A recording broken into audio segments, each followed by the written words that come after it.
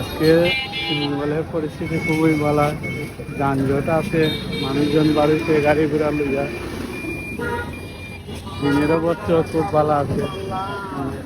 বাবু নমস্কার, tata tata ডাঙ্গা। ও কিছু সকালবেলা কিছু আজকে তো দিনের অবস্থা খুবই ভালো আছে। হ্যাঁ,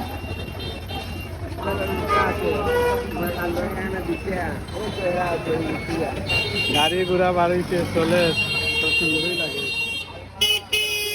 আকাশের অবস্থা ভালো আছে, আজ ব্যবসা বাণিজ্য হইব, কাস্টমারও উঠব।